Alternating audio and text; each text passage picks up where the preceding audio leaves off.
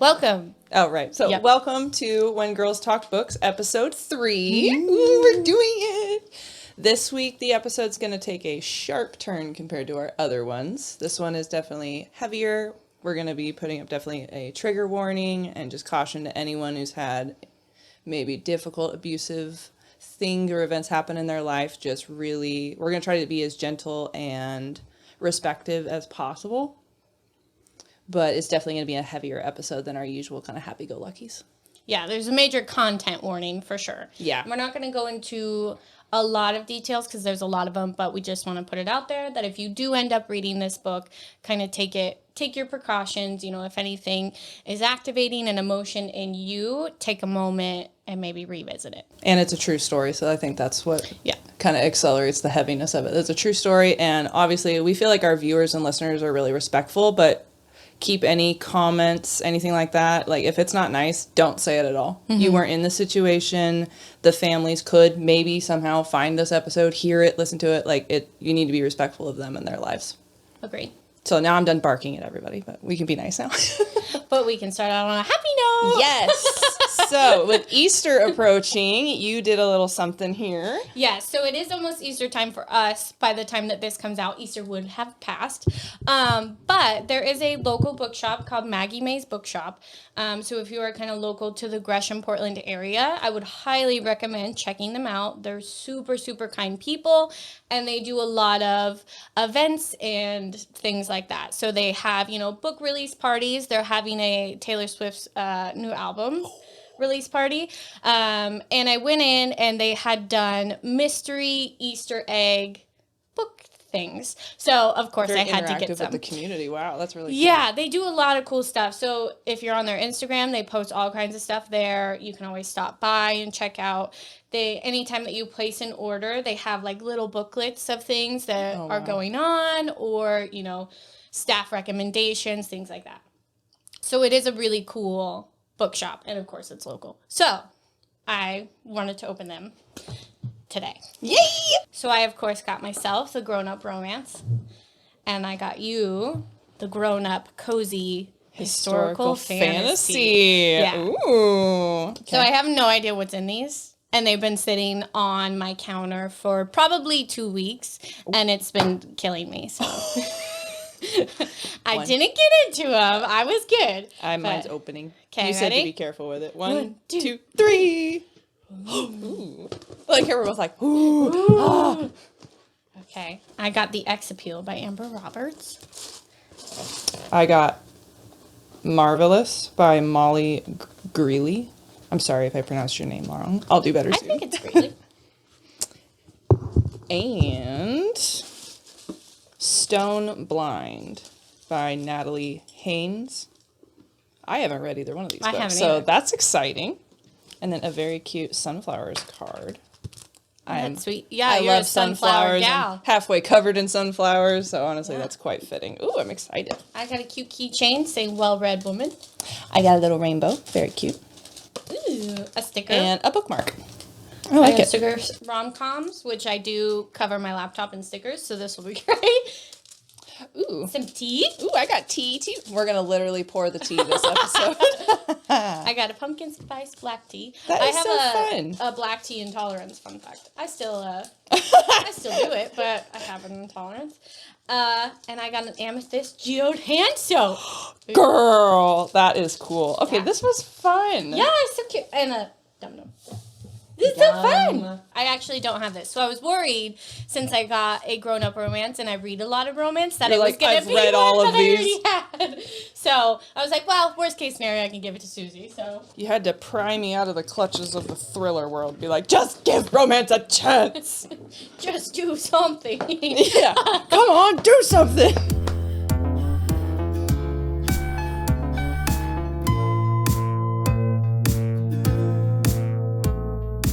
This month we're going to be doing If You Tell, and this is told by Greg Olsen.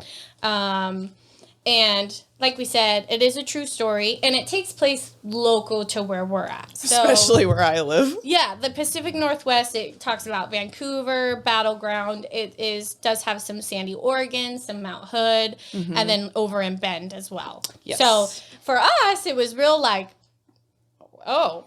I didn't know that this was located here. Me either, when I first started reading it. And then, like, my fiance went to the college that's mentioned in here. And so as I'm reading parts of it to him, he's like, wait, what? Yeah. I'm like, bro, we went to that park. We camped where they get, like, it got weird. It was kind of like, eerie.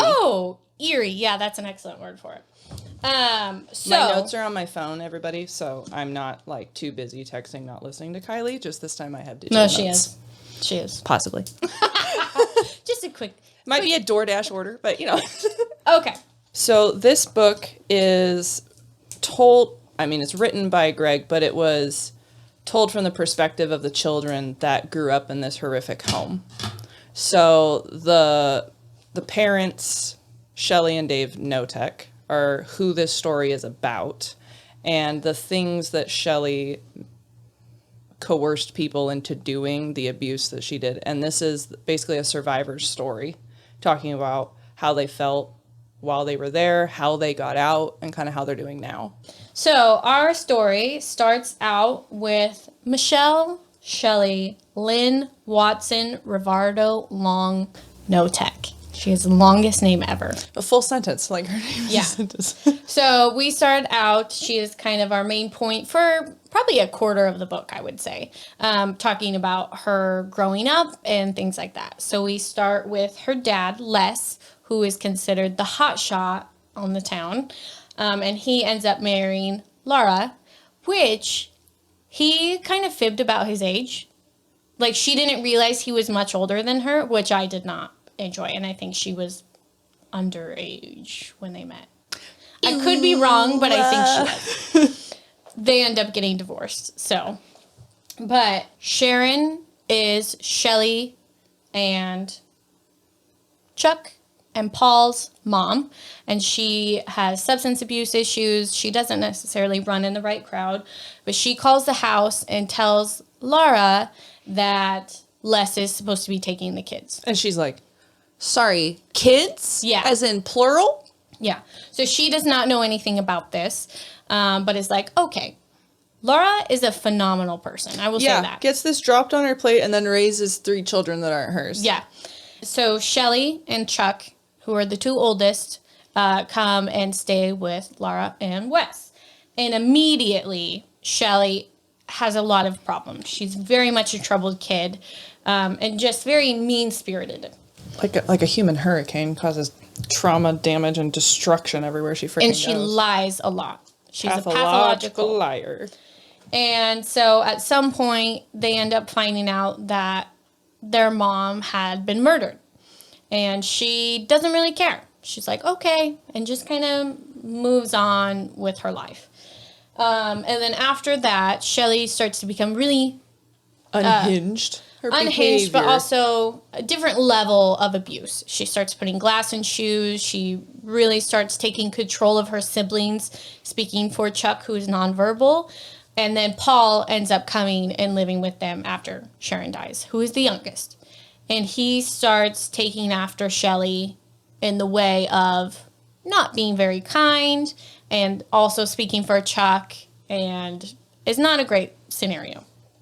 So Shelly's grandmother, Anna, is not a nice person either. Piece of work herself. And she kind of takes Shelly under her wing in a way because, like you said, they're kind of cut from the same cloth. However, she's not nice to Shelly. She's very mean to Shelly. She cuts her hair like weird ways because it's very curly. Humiliates her. But at the same time, Shelly's very clearly her favorite. And Shelly ends up inheriting her house at some point when Anna passes away. And like, if you're the favorite and you're treated like that, can y'all imagine not being the favorite? Well, she was the favorite because she was very similar to Anna. Mm-hmm. At 15, Shelly ends up accusing her dad of assaulting her, and she takes it to the school. The school takes it very seriously. And then they opens up a full investigation. Sends her to the doctor to get, looked at, and they come back and say there's 0 evidence of abuse in any way. Yeah.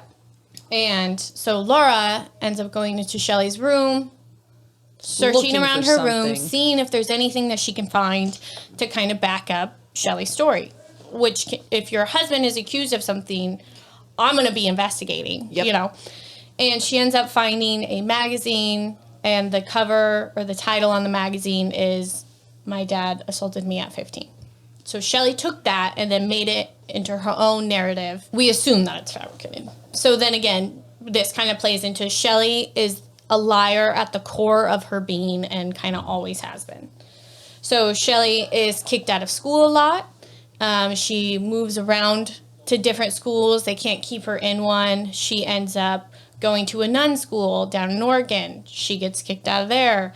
She ends up going to the East to live with her aunt. She gets kicked out of school there. Causes a whole ton of problems in that marriage. And at some point, they end up getting divorced, the aunt and the uncle that she went to live with, because she causes havoc wherever she goes. From there, she moves back home. Randy, she went to school with when she was back east. She convinces Randy to move to Oregon to work with her dad, is what it is. And Poor Randy. Poor Randy. So they end up moving here, and the dad convinces Randy to marry Shelly. He needs somebody to take this child off of his hands. Definitely. And Randy gets here, and he's like, oh, like this was kind of feeling very pressured. Yeah. He thought he had some time. He thought he was just going to, and then, come on, get married. Let's go. Yeah.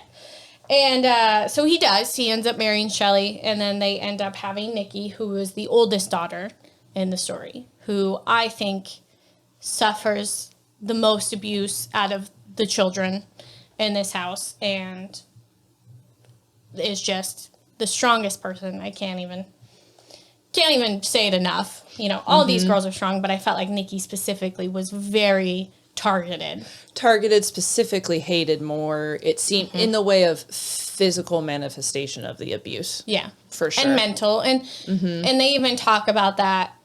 Is she got the worst of it out of the kids, for sure.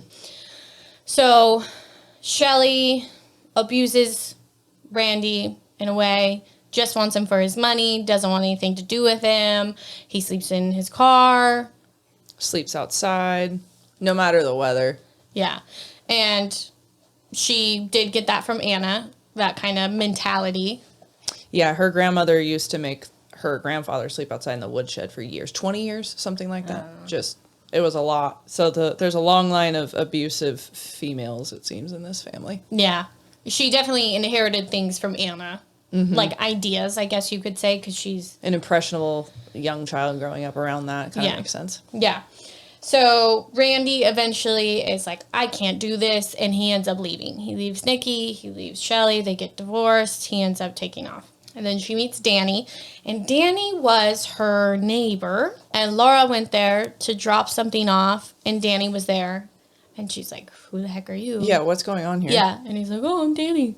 And so Shelly and Danny end up getting married, of course, and they end up having Sammy, who's the middle child. And then he sticks around for longer and tries to make it work. He does, but eventually he kind of gets to a breaking point.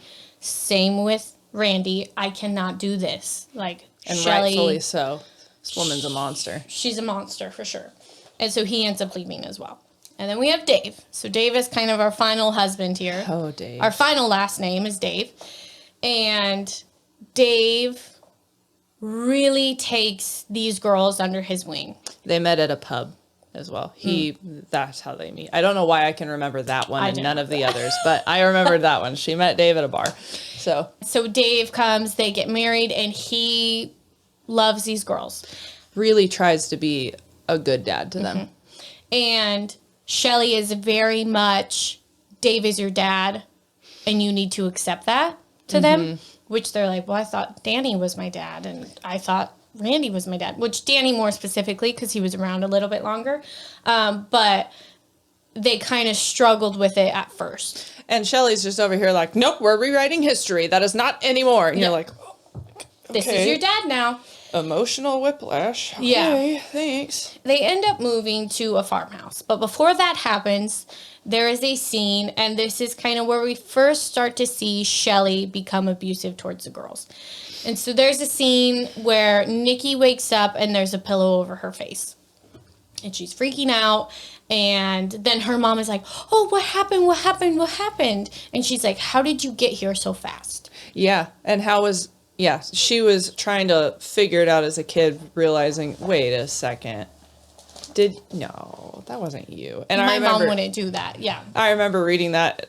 We're already that far into the book and I'm going, oh boy, like this, okay. Yeah. Once they move, the abuse is pretty instant. So Shelly is very creative with these punishments that she comes up with. And it can be for literally nothing. Like sometimes the girls are very open of like, I have no idea what I even did. Or Shelly would stage the thing too. Yes. She would decide, I want to punish this child for hiding food in their bed. So she would stage it and then tell them that she found it and try to gaslight them into believing that they did it. Like, what? And these are kids. These are children. 4, 6, 7-year-olds. Yeah. And they would be like, I'm so sorry, Mom. I'm so sorry, da, da, da, da. Or she would have punishments of, you're not allowed to use the restroom. You can't take a shower. You have to go to school for a week in a row in this outfit. And when Take it away wasn't, all their possessions. Yeah, when it wasn't something like that, it was physical abuse. Hitting them, doing whatever she could do to make them feel like they did something wrong. And they didn't. They're kids. So that begins pretty instantly. She would make them sleep outside, even if it was winter time, or she would wake them up in the middle of the night and tell them to go outside and sleep outside. So they would wear extra clothes just in case that was to happen. She would punch. She would hit. More Use specifically, cords. Nikki. Cords. Almost every single page in this book, there is some sort of abuse. Yep. So she has a lot. There's a ton in this book. If you're feeling activated, if you're feeling like you can't read it at the moment, because it does make your stomach turn. It Take really a does. moment. Maybe revisit it if you think you can. If you can't, just kind of be aware that it does happen all the time in this book. It's very Never consistent throughout the whole thing. And it's pretty graphic. Which I felt like it was really hard because to me, I hated it and it made my stomach turn. But I felt like it was also very important to the story and how extensive it was and what Very these much girls so. went through and how they survived and they were just How in vividly survival they remember. mode. Yeah. So it's a lot. It's a lot. They wear leggings at school. She would make them put makeup on too to hide bruises. So Shelly was very aware that what she knew she was doing was wrong and she was going out of her way to hide it. She was very, all about appearance. So birthday parties and things like that, she would go above and beyond because, she wanted it to look good. And she would take pictures and do all these things. But behind closed doors, these girls are being abused every single day. I feel like Shelly would have lived for being a mom influencer. Now, I'm not trying to say that they're like her, but I'm saying that someone like her would have thrived off of that, like, fake, make up a fake world, a fake life, like, The and it just perfect made mom. me sad that she would throw parties and then take the presents away. Yep. And that's just so, can you imagine being a kid trying to get excited about your birthday, but knowing that it's not real? Or what's going to happen tonight after everybody's gone. Yeah. She made it a big show. Birthdays, Christmas, all these things, would buy all these gifts and yada, yada, yada. And then would throw them away, would get rid of them. And then if you weren't grateful enough for what she had gotten you, if she didn't feel like you were grateful enough, she would abuse you. And punish you. Yeah. So, like I said, almost every single page of this book has some sort of abuse. We can't say it all. Because, one, I don't really want to say it all, but also we would be here forever. Moving forward, Shane comes and stays with them, or lives with them. And Shane is Shelly's nephew. Who's Paul's son. So, Paul ends up going to jail, and so Shelly is like, we have to take in Shane, he's family, yada, yada, yada. Help him. We're going to help him. And Rough so, kid living on the streets kind of thing.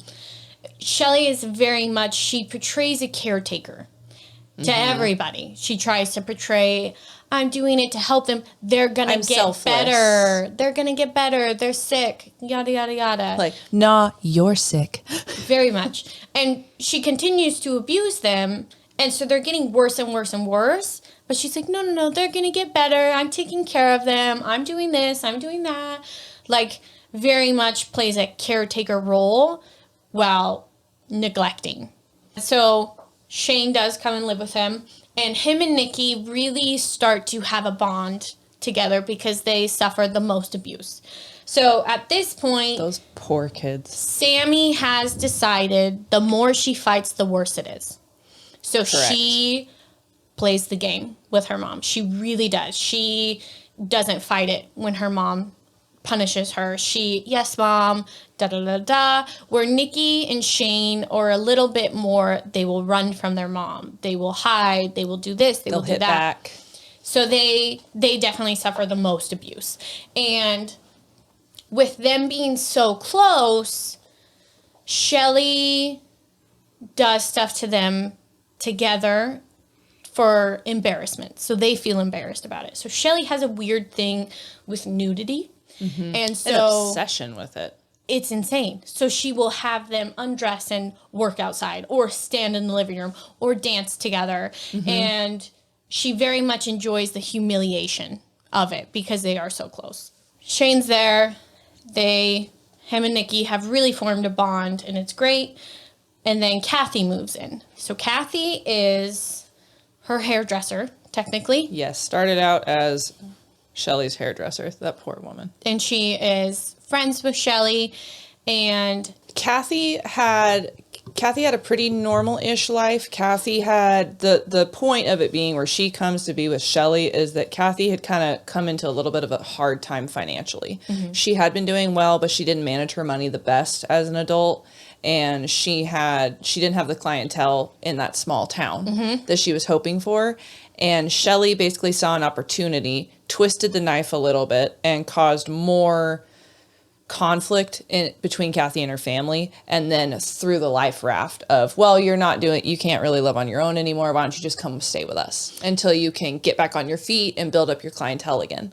Again, the rescuer. Yep. The caretaker. Coming in to save you. You'll be all better with me. Mm-hmm. You can become a better version of yourself. So Dave thinks, okay, you can move in and help with us. Because also, we forgot the most important part. Shelly's telling everyone she has cancer. Oh, for like 20 years. Yeah. She's always living with cancer or has MS or has some other disease. So Kathy thinks she's moving in to help her friend who has cancer and had this miraculous child while going through chemo. Yeah. So Kathy thinks she's doing two things, kind of getting a space to start over and helping Shelly. And Kathy is not aware of who Shelly is. Yeah. So Kathy comes, stays. Shelly ends up having the baby, who is then our final kid. And this is Tori.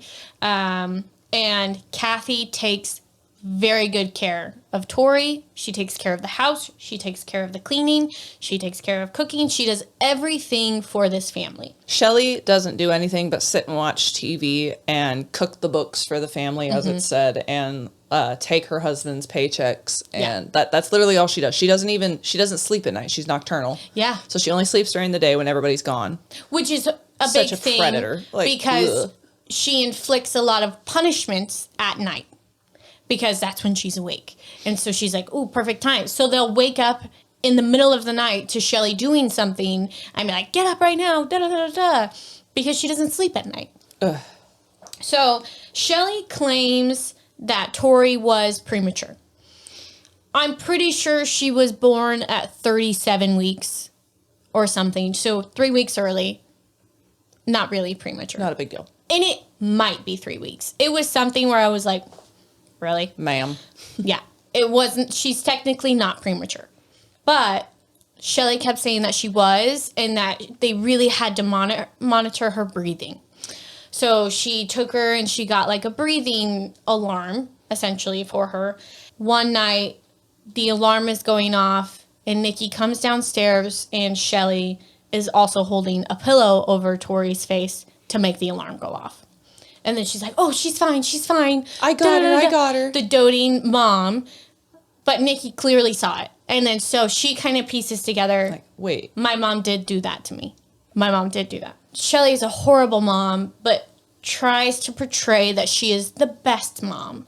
After that, Kathy really, really, really starts to get abused.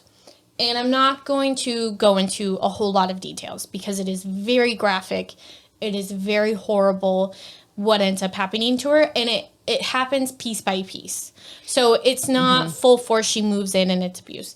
And Shelly has the thing that she does where she will abuse and then be like very comforting and loving and, oh, I'm going to take care of you. It's okay. Like, it's okay. I'm sorry that you made me do that. You made me have to do this, and this is what is going to, and it's going to be okay. And this book is a perfect example of the snowball effect.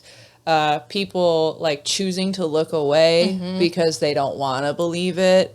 This book really shows how the police did literally nothing about it. The police failed these girls Horrifically. and these other people involved in the story.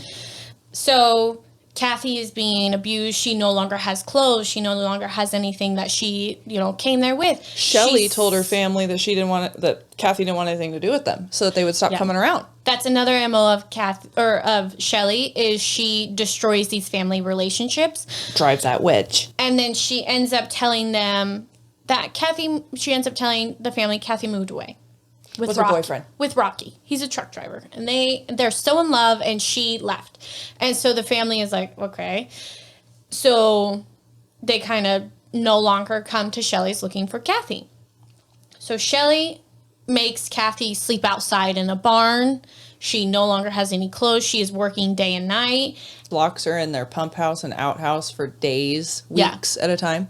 There's a lot of abuse, not only coming from Shelly, but Shelly also makes Shane do it as well. And these kids, and I cannot stress this enough, these kids are just trying to survive, and they are doing anything that their mom tells them to do, for the most part. And even Kathy would try to, reassure the kids that she wasn't upset with them. Kathy would go out of her way to be like, no, it's okay, honey. Or no, don't tell her that because that's going to make her mad. So my heart really extra breaks for Kathy that nobody saved her from this. Yeah, and once the abuse started with Kathy, it stopped happening to the kids for the most part. So she Shelly could only had have a new one scapegoat. focus at a time. Yeah. And so these kids were like, well, it's not happening to me anymore. And so in a way, there's this conflicting moment of, I know this is wrong. I know what's happening to Kathy is wrong. But I'm completely powerless. Again, these kids are powerless, helpless. And it's no longer happening to them. So probably relieved. And Kathy knows that. Kathy is very much like, do not talk to me. It's going to make your mom mad. No, don't help me. Don't do that. It's going to make your mom mad. So Kathy knows that she's taking the brunt of it for these kids. That makes me so sad. It was really, really sad.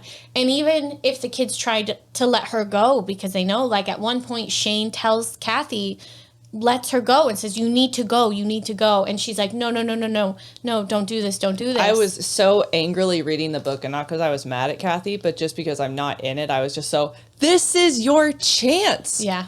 Go. And even Shane is so exasperated with her. And at the same time, I'm like, why don't you both go? Well, Kathy is afraid of Shane also because Shelly has made Shane abuse Kathy in a way. Not all of it, but there has been instances where she does make him do things to her. From there, Kathy then moves to the furnace room at some point. So she's like in there, and the girls like put up posters and stuff in her room. Try to put decorations. They tried to hide her blankets and pillows in the chicken coop and stuff. They tried to like make it happier for her, and Kathy's like, you have to take this down. Like, you can't, no, please don't, just don't even try. Yeah, this isn't going to end well for me. And Sammy, who was, what was the description in the book that Sammy was slightly favored by the mother or something like that more?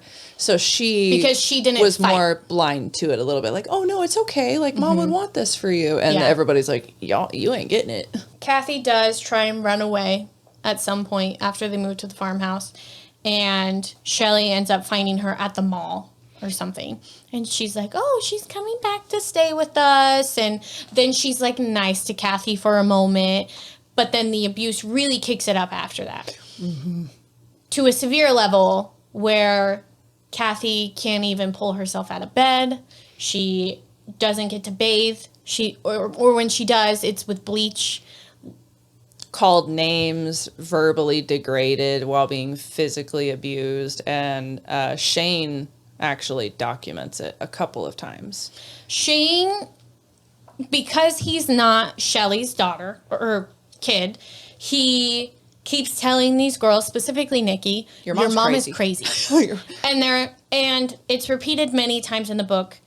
They know that's their mom. So these girls want a mom so badly that they're that's just how mom is. Put the blinders on. Yeah. They want that love from their mom, and the mom only gives it at certain times. So they kind of soak it in. They absorb it when she is that way to kind of be like, move see, on. She really can be. Like, it's okay. Yeah. She really does love us. And Shelly does the same thing with Shane. And so Shane calls Shelly and Dave mom and dad, things like that. But Shane definitely, for most of the book, is we need to do something. We need to tell somebody about this. We need to run away. Yeah. And he ran away a lot. Shelly was described as a bloodhound. So when these people would run away, she would hunt them down for hours. She would send for days. Yeah, she would send her daughter into neighbors' houses at night, or like their yards at night, to hunt people down. They found Shane in a woodshed one time. Mm-hmm. The neighbor's woodshed. And it made me so upset that she knew what she was doing was so wrong that she was going to go to the ends of the earth to track you down and stop you. Because she knows. And then she was really big on, well, they're going to tell. You know, paranoia. These bruises, they were just accidents and stuff like that, which Kathy is covered in bruises and cuts and all kinds of things because she's getting abused. Her teeth were falling out from malnutrition. Her hair was falling out. She could barely stand. Horrific. So at some point, Kathy ends up passing away from and Shelly is the not neglect home and abuse. Conveniently when that happens. But they bring her in. They put her on a mattress in the laundry room. And she ends up passing away. So Dave and Shane help dispose of the body, essentially. Under Shelly's strict instructions, basically. Her strict screaming at them to do it. So Sammy kind of has this delusion of maybe Kathy really did run away with Rocky. Maybe that is what happened. And so she kind of chooses to believe that. Convinces herself to... And Shelly would drill them no matter... Oh, yeah. For hours sometimes, or wouldn't talk about it for weeks, and be like, what's her boyfriend's name? Yeah. You know, Rocky. Where did they go? So-and-so. No, I told you they went to California. Shelly would forge signatures and make up postcards that Kathy was sending them. Yeah. To kind of keep this story alive. So the whole time, Dave and Shane are living with this secret. Well, Nikki knows. Nikki knows. Sammy does know, but she chooses to not believe it, essentially. And she kind of mentions towards the end of the book, I knew it wasn't true, but I had to. You know, I had to do that for my own sanity, essentially. And Sammy, like she says, copes with humor. And I think a lot of us do. Relatable. Yeah, coping with humor. I think Sammy very much had to believe what she had to believe to survive.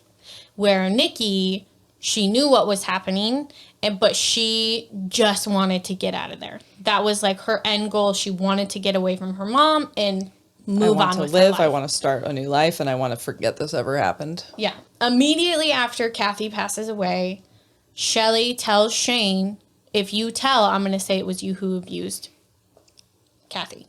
And Dave also believes that it was Shane who was abusing Kathy. Because Dave is the most delusional person in this whole book. Yeah. He is consistently, Shelly would never do that. Oh, I'm sure Shelly didn't know about it. You didn't know that Shelly was abusing the kids. He tried to tell the police that Shelly would never, and I'm like... She would never. Dude. And he lived far away. So Dave would drive hours to Whidbey Island for his job. And sleep in a tent. Yeah. Or in his truck if he had it. worked sun up to sundown. He was taking uppers to continue to stay awake. Mm-hmm. And snorting ammonia pills. Mm-hmm. Like. Yeah. There has to be some sort of, because he was under the influence with things, I hope that's the reason why he was so delusional. At some point in this book, I got really tired of Dave's excuses. I did too. Because Dave is also abusing Kathy. He is is abusing Kathy. He has done things to the girls. Like, you don't get to act like you're not doing anything and that you don't know what's going on because you've taken an active role in it. So don't even try and play that game. And it's a lot. Obviously, he is a grown-ass man. Mm-hmm. He is an adult man. What? Yeah. I want to try harder to have more sympathy. Like, that's my, how can I be a better human? That's what I want to do. But, like, bro. Mm-hmm. And he kept saying, you know, I can't leave the girls. I can't leave the girls. But it's like, you're not around. What do you mean you can't leave the girls? You're not even home. Like, you're not home, and when you are, there's fights, there's abuse, like, you're participating in it. Specifically with Kathy, there were things that you did. So what part of your denial are you using to try to... It was weird. Yeah. So... Dark, twisted, weird, all the way around. The kids had no support or outlet, and you'd think they would look forward to the weekends because, oh, he's going to be here to help us. Mm-hmm. No. Sometimes it would just be him carrying on the torture. Yeah, that Shelly this is kind of past made him abuse. do. This is the torture. And it's not even like with Shane. Shane's a kid. You know, Shane is really depending on Shelly. They took him in, yada, yada, yada. He's a child. Dependent on them for survival. Man. I do think he was a victim of Shelly's abuse in Very a way. Much so. But at the same time, you are an adult. He's an equal accomplice into these. Very much so. Especially the actual murders and the disposals of the bodies. Like, that was all him. He did it. He didn't have to. You could have called the police. He could have taken the bodies to the police. Bruh. Yeah. So I was really, really tired of Dave by the end of this book. I do not care. I don't want to hear any more of, well, I didn't know. Well, watching the interviews, I did that last night. I watched some interviews of him boo-hooing and protecting Shelly, and I just couldn't muster up any empathy. Yeah. I was pretty sick of him by the end of it. I didn't want to hear it anymore. I don't care. Mm-hmm. I quite simply do not care that you were a victim as well. So Shane runs away. That's what they say. So they tell Shane, if you tell anybody, we're going to say it was you, and Shane ends up running away. That's the story that we are told. So, correct. In my little brain I was really hoping that Shane really did run away. Me too. And I was holding on to that till the end. I really was in that delulu. Yeah. I was like, yes, Shane got away. Perfect. And later on in the book, Shelly gets an anonymous letter saying Kathy is going to come back from the grave or something like that and get you. Some sort of concept of that. And there's a gunshot. And I thought that was Shane. And I thought he was going to come back and he was going to play these mind games with Shelly just like Shelly did. Like play chess. Yes. But unfortunately, we do find out that Shane was murdered by Dave. Dave shot him kind of execution style, essentially. And tries to make up a whole hullabaloo that a teenage boy fought him for a gun. Like, yeah. Please. I don't believe it for even a second. And Dave, you straight up murdered Shane. Mm-hmm. You straight up did that. And, I mean, he went to prison. He did his time. Not enough. It's not forgivable. I don't care.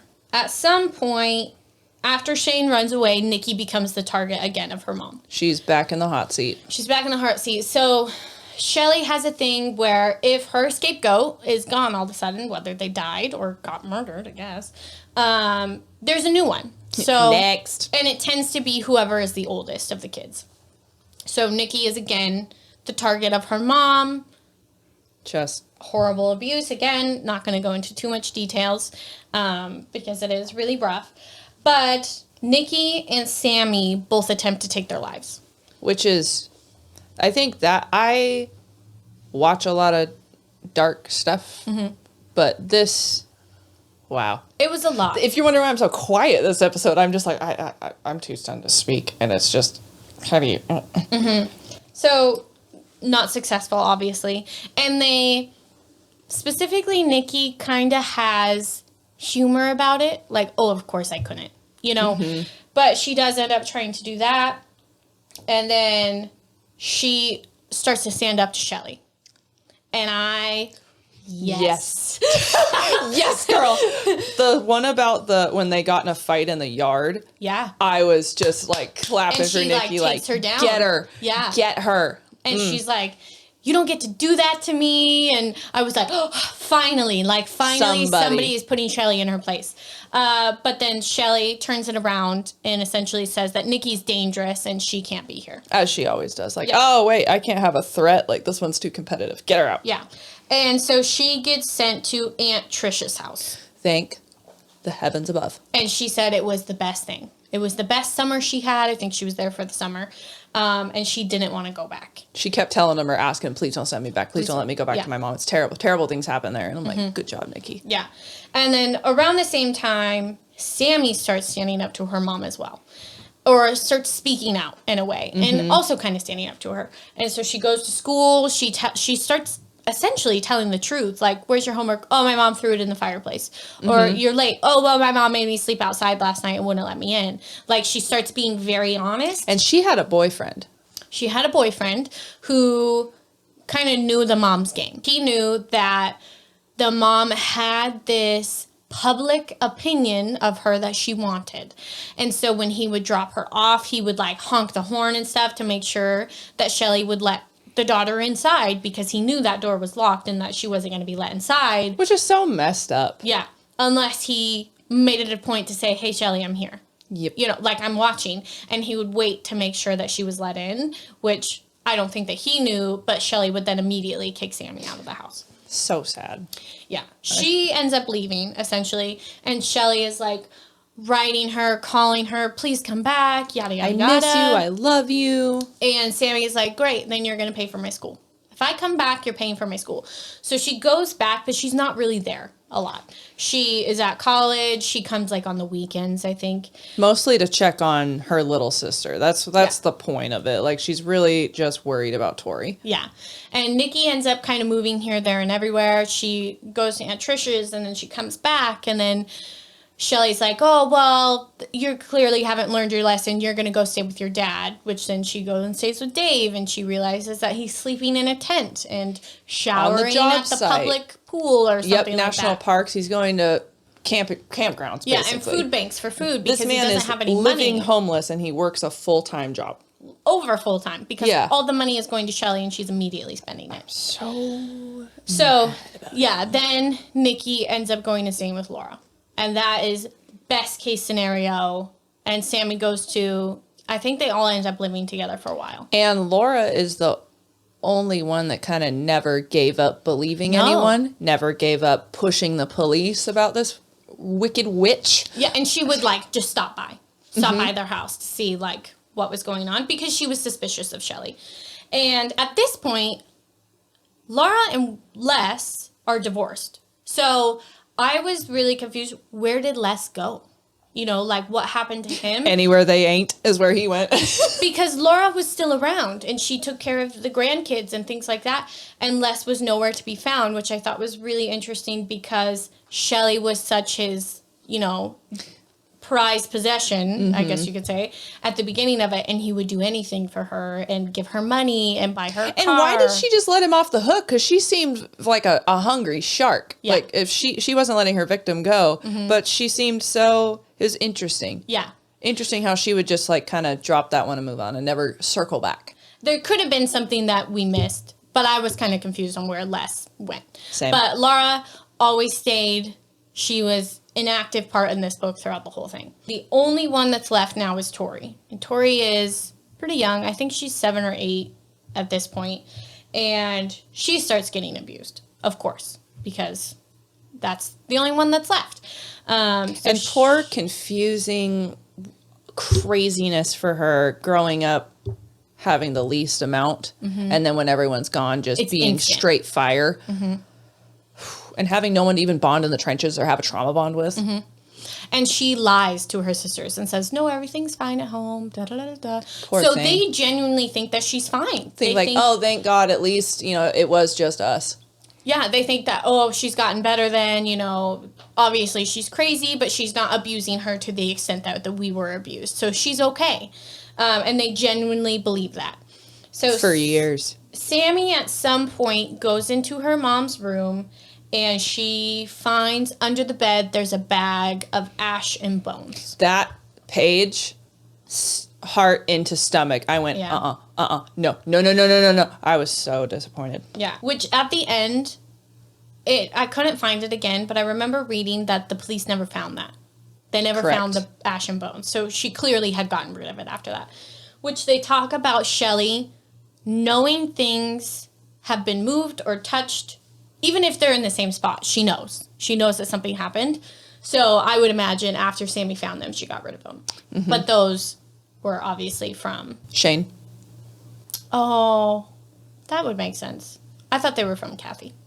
No, I thought they were Shane's. Okay, well, I thought Shane was still alive at this point. That's true. When I got to this page, that's when my brain went, oh, yeah, she got him. So then after that, she ends up meeting Ron, who is a caretaker, but he's having a hard time. Moved up here with his husband. They ended up not, lasting. They ended up getting divorced. He didn't take the breakup well. He did not take it very well at all. Shelly saw an opportunity. And Shelly preys on these people. Mm-hmm. And so the only person that Ron has really is his mom. So when Ron gets evicted from his trailer, Shelly is like, come stay with me, yada, yada, yada. And so he does. And he asked his mom to take his cats because he can't take them to Shelly's house. And she says, sure. And then she ends up letting them out. Can you just... This book, nobody is safe in this book. No. Ron was so bitter about this. He was like, I cannot forgive you, da-da-da-da. He writes his mom these nasty letters, which in hindsight, I don't know if Ron actually wrote those letters. Thank you. I was wondering if you would agree with me. I feel like he never actually wrote any of them. I think that Shelly wrote down anything he said in anger. Yeah. And also, we forgot an important detail. Shelly would drug all of her victims. Yes. An assortment of different kinds. And they would just take it. Correct, because they were afraid of whatever punishment would come if they didn't take it. So Ron ends up getting a restraining order put against him by his mom because of these letters are so graphic and so threatening. So Nikki ends up telling Laura about Kathy. Kathy is like, we have to tell the police. They contact the Sandy police, actually. And Sandy essentially says you have to tell where they're at, which at this point they're in Bend, I believe. And so they end up writing a letter explaining everything that had happened, send it over. Nothing is ever said about it. Crickets, yeah. Nothing is ever said. The sheriff ended up saying, well, we tried to contact Sammy to, confirm the story, but she never called us back. And it's like, so what, one person, you needed two stories to believe it? Yeah. Ew. And then along those same lines, Nikki tells her boyfriend at the time about what had happened, and she kind of blurts it out. And he's like, we have to go to where you were at and tell the police there. You need to talk to them in person. And so they do. And kind of the same story. They kind of get brushed off. It just continuously happens. And Nikki keeps trying to tell people. And Sammy is not going to talk to the police unless they actually bring her in for questioning kind of thing. Correct. Which I was very frustrated, but Sammy very easily has the best relationship with her mom. And she's very much, this is my mom. I'm not going to just turn her in, which is a really tough position for a child to be in. Well, at this point, she's an adult, but she's grown up in this household with a very manipulative Not a normal mother. household. She doesn't have normal thinking skills, is what I had to keep telling myself at this time. Not saying there's anything wrong with her now, but... back then, she wasn't thinking in a clear state of mind. Yeah. And throughout the whole thing, she keeps trying to give her mom chances and hoping that she's a better person than she is, essentially. I wish that I could be that hopeful and give people the benefit of the doubt kind of thing. At some point, Mac is introduced, and he's an older man who needs assistance in caretaking. And that is what Ron used to do, was caretaking. And so Shelly essentially has... volunteers him for it. Ron take care of Mac. Mac ends up putting Shelly on everything to inherit, and then Mac has an accident and ends up passing away. And the fact that the police didn't look into anything at all, that the life insurance policy just changed or the will just changed, and then snap like that, he's dead of blunt force trauma. And they tried to just say he fell out of his chair, and Shelly tells Ron, I'm going to tell them that you did it. And she tells him all the time that he's the one that did it, so even he believes that he's the one that did it. Yeah. Gets away with it, and just inherits everything. And she inherits the house, and I think it was like $5,000. She did all of that for $5,000. To me, that's just what, I'm like, that's a lot of work for not a lot of money. Oh, so I firmly believe that Shelly did it, and I'm pretty sure she got away with it. Like, I don't think she was ever charged with it, which is frustrating. But so at this time is when the letter comes in the mail, and it's an anonymous letter essentially saying, I know what you did to Kathy. She's going to rise from the grave, yada, yada, yada.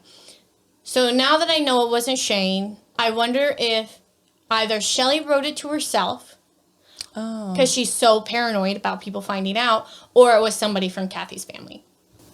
Oh my God. Who was like, I know what you did. That makes sense. But so she gets that, and then her paranoia is just skyrocketing. Through the roof. Yeah. She is like constantly calling Sammy, like, has anybody asked anything about Kathy? And she's no, like, Mom. No. So she tells Tori, who at one point had a really good bond with Ron, that Ron is left. And she knows Ron is not left. Ron more than likely was killed. She had to witness a lot of the abuse towards the end of what was happening to Ron. And she loved Ron. She called him Uncle Ron. Trusted him, like, had a good relationship with him. But at some point knew that she couldn't talk to Ron or else it was going to make things worse. So Ron became the new scapegoat. The new Kathy. Again, a lot of abuse to him. So at some point, Shelly lets Tori go and stay with Sammy. Let her go have a sister's weekend. Yep, with her sister Sammy. And for years, Shelly has kind of made Nikki the worst person that she can imagine. And so Tori doesn't want to see Nikki. But she doesn't know that Sammy still talks to Nikki. So they had kept a secret alliance, kept quiet about their contact. So Sammy is kind of playing both sides. She's, the middle child. She's the peacekeeper. So she's still talking to Nikki. She's still talking to Tori. But they're not talking to each other. Relatable. So when she picks up Tori, she says, we're going to have lunch with Nikki. And she's like, no. Panicking. She starts freaking out. And she's like, it's okay. You don't have to tell Mom. It's just going to be us. And immediately when Tori sees Nikki, she realizes everything her mom has ever said is a lie about Nikki. Because she's just sweet and kind and intelligent. Person. Yeah. At this point, Nikki's married. She's like, got the life that she wanted. So they create a bond. And then that night, Tori essentially confesses to Sammy that things are not okay at home. She is getting abused. She is having to do humiliation things. And Sammy and Nikki talk about it, and they decide she only has 4 more years. This part was really tough for me. Can she tough it out? And they asked her, like, are you sure you can't just tough it out? Yeah. That made me angry. Yeah. I hated it, and I was like, I don't understand it, but I'm not in the situation. Yeah. I don't know. I'm not Shelly's daughter. I don't know what they were thinking. From an outsider perspective, I really, really hated it. She also tells Tori, if you go home and Mom says that Ron is gone, he is more than likely died. Just letting you know. Sammy takes her back home, and she's sobbing, and I don't want to go back. I don't want to go back. She gets into Shelly's car, and immediately Shelly knows something is wrong. They get home, and she says, questioning her. Ron has went to Tacoma or something like that. And Tori is immediately like, Ron is dead. Ding. Alarm bells. And she calls Sammy and is like, you have to get me out of here. And she's like, are you sure you can't tough it out, essentially? And she's like, I can't. Get me out of here. Get me out of here. Because the police system is what it is. There is so ridiculous. Sammy and Nikki drive together to the police station. They both tell them what they know, and they all of a sudden start taking them seriously. Yeah, because apparently it has to be 2 siblings saying that it happened before they're going to be like, I guess we could make some time for it. It's the other thing that aggravates me about the police is the police had been to Shelly's house trying so many times. Yeah, and actually saw these victims running for their lives and just like, well, we'll take Shelly's word for it. Like, you're disgusting. Yeah. That's and Shelly doesn't bad training, whatever you want to blame it on. What? And Shelly doesn't have the best reputation. No. In town. So why would you just believe her? Take her word for it? Just gross. It takes a little bit And Tori is calling Sammy every day. What is taking so long? Her. Get me out of here. Get me out of here.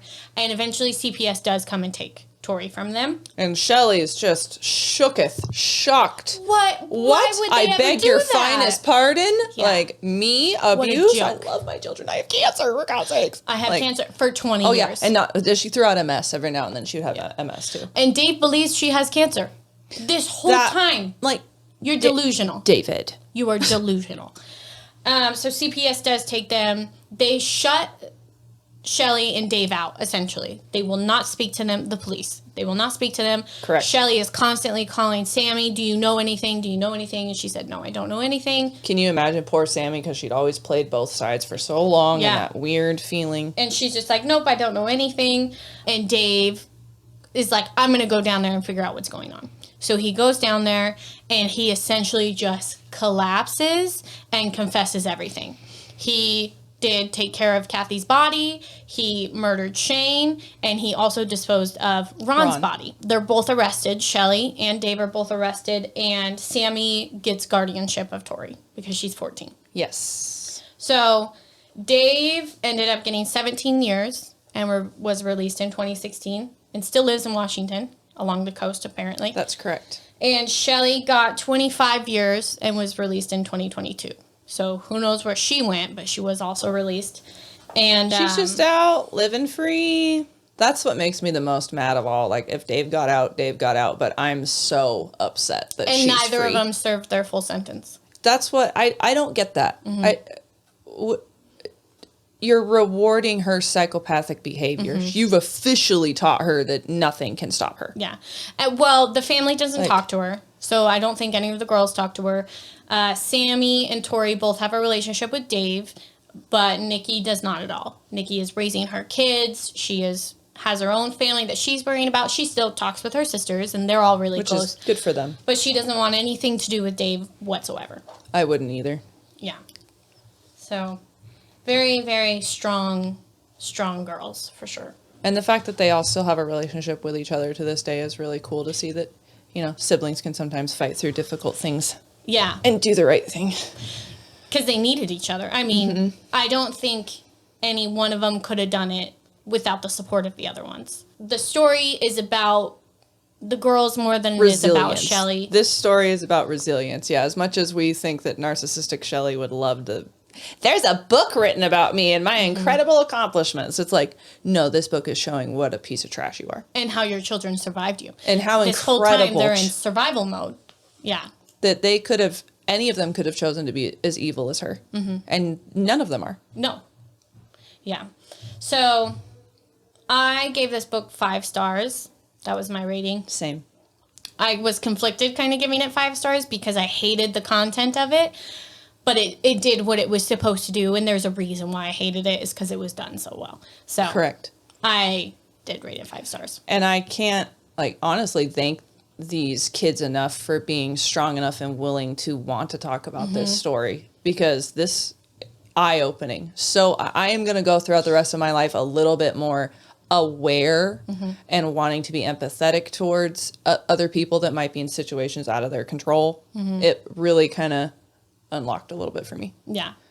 I never want to read this book again. I will never read it. And not because it was a bad story, just I never used to understand people that would say that book was too, that story was too heavy for me, or that was too much to read. I didn't understand getting actually triggered over and over and over until I had to get through this book. Holy crap. Yeah. It was really heavy. I struggled with it, and I read a lot of heavy things. I talked to my therapist 3 times about this book. I wasted sessions on it. But anyway... It's not your own problems. Let's talk about somebody else. Yeah, this was, let's talk about this. So yeah, when you're going to read it, make sure you have a support system. Yeah. And I mean that truthfully. Items. Yeah. It was a lot. And I, due to my own fault, I finished this book this morning. So I read 150 pages this morning, so it's kind of a little heavy on me still. So. We're going to go watch something funny and stupid, some slapstick comedy. I'm going to make Susie read a rom-com next, so. We got to lighten the mood.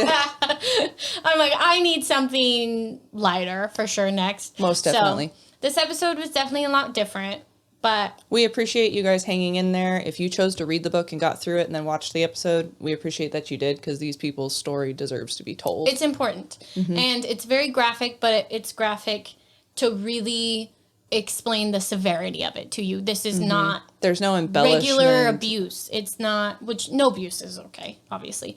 But this is, Shelly is Extreme. This is very extreme. The kind of stuff you usually only see in horror movies, but it's somebody's life. Yeah. So, anywho. Yeah, not every episode is going to be like this, but I think that it was important for us to bring some attention to it. It was enlightening for me. I live up and around Vancouver, Washington, so it was really weird to find out that I kind of go in the same places that they were, and I was like, ooh.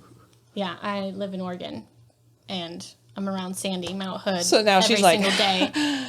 Yeah. Okay. So It's going to stick with us. It's that going to was stick with something us. I've never read. Was like something that was so local. I had watched a number of years ago. My mom watches a lot of true crime, so she had watched this case. So when I was about this far into the book, I went, Mom! Like, and she goes, oh, I know what case you're talking. Like, she was a little worried about me too. She checked on me while I was reading this book. So yeah, just.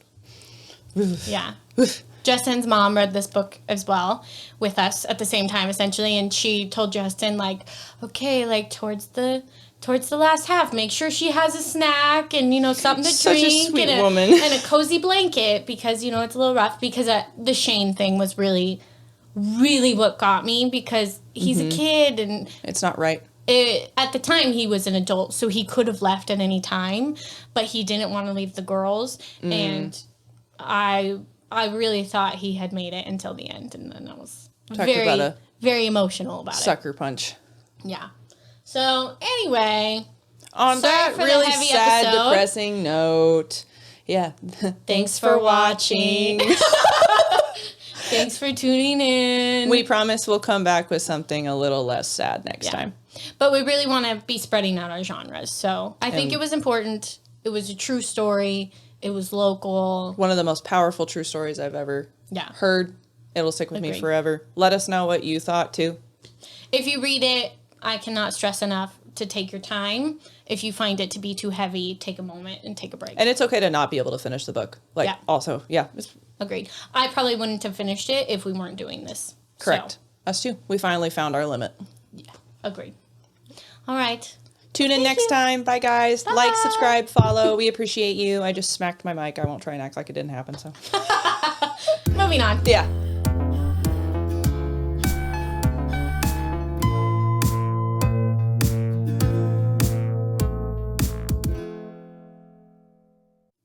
If you are someone who is being abused, or you know someone that is the victim of abuse, there is help available. There's the 24/7 National Domestic Violence Hotline, phone number 800-799-7233. You can also text it 88788 SMART, or Oregon Department of Human Services. That phone number is 855-503-SAFE.